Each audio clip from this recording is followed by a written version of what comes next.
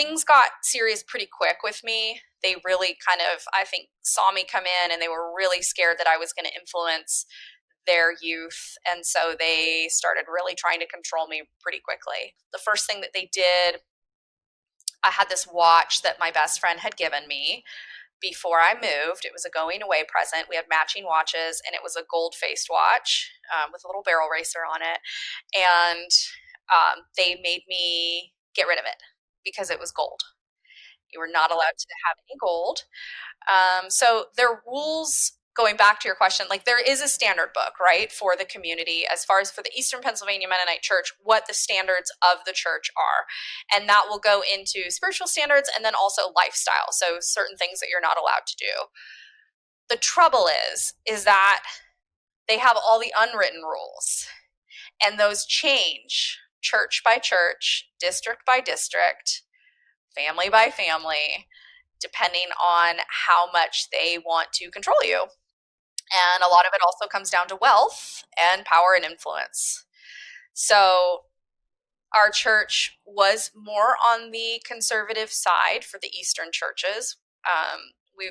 They're sectioned off into districts. So you have a district that one bishop oversees versus the Amish church where they would have a bishop for each church. So I believe at that time, it's either 12 or 14 bishops oversee all of the churches. And then you would have your local ministry. So that would be your ministers, your deacons, and then they would report to the bishop. So kind of it would go the bishop, the ministry, your father, your mother, and then you on the very bottom, especially as a female. So yeah, so moving in, like you can read the standard book and be like, oh, this doesn't really sound that bad. And it's leaving out all of those gray rules, and they change a lot.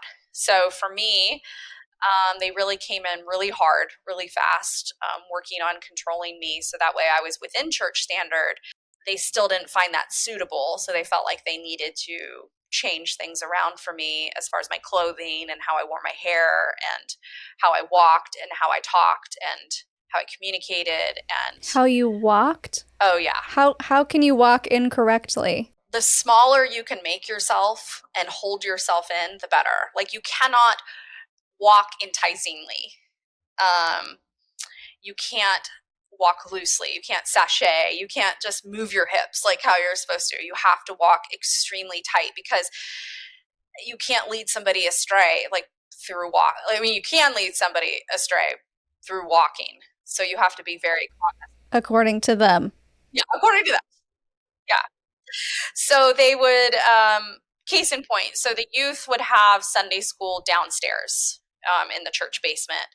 And instead of having the youth just side by side, it's segregated seating. Instead of having them walk behind down the back, they would walk you up the front. So you would have to walk in front of the entire church, and everybody would watch you and how you walk. And then there was like small council rooms, and then you would come down the stairs into the rooms. And so they would watch you walk as a female to make sure that you were not walking inappropriately. So there was all this pressure to just like make yourself small, certain particular body language. You couldn't laugh too loud. That was always their complaint with me, that I was too loud and too flirtatious with my language, and that I used too big of words that were prideful. Wow. So it's a lot of control. A lot of control. What's an example of a prideful word? Can you remember any? Oh, I can actually, because this was just published. Give me just a second. I can pull this up. This was just published in like last month's publication. They have their own series. And there was an article on this. And this is something I've really had to teach myself, is how to become more relaxed in my communication. And it's taken a really long time. It's really quick. Let me just read you this because you're going to. Yeah. Yeah. Becky, mother sound shocked. It is quite uncalled for to use such big words. Do you know what fantastic means? Stop. Mother wasn't quite sure herself.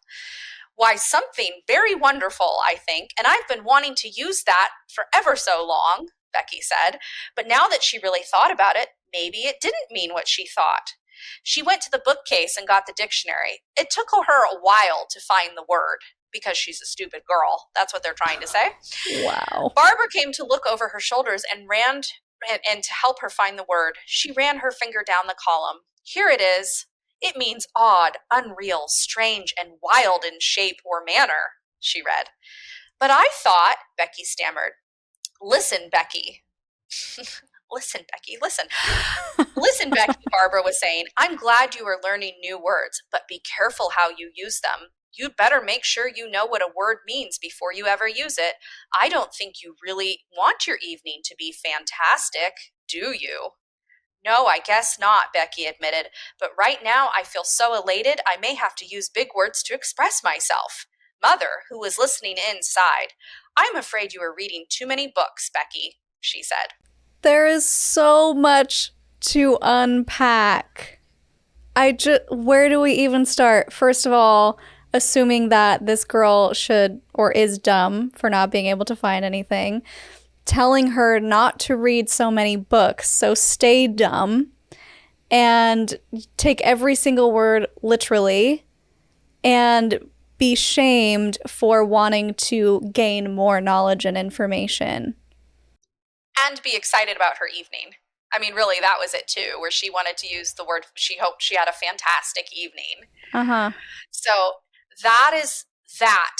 That's not, you're not going to find that in the church standard book, right? That you cannot use, there's a list of words. They do have certain words that you're not allowed to use. Like you're not allowed to say kids for children. Why? Because it's the goats and the sheep, the So separation they are just of, so literal. So that's really they're it. literal. Yeah. And guess who still doesn't call children kids? You? Me. I still can't do it.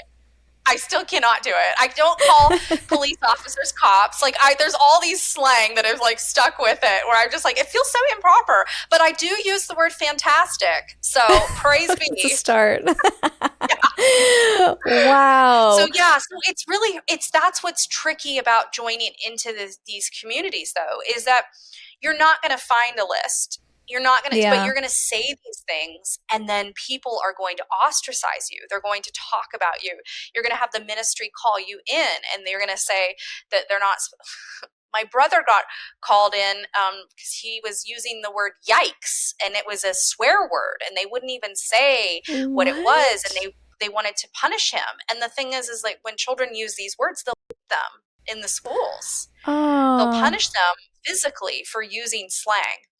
So it just goes to show that it's very difficult because there's so much gray area that you can really get caught up in and it can literally strip away to the point where you just don't speak because it's unsafe to speak.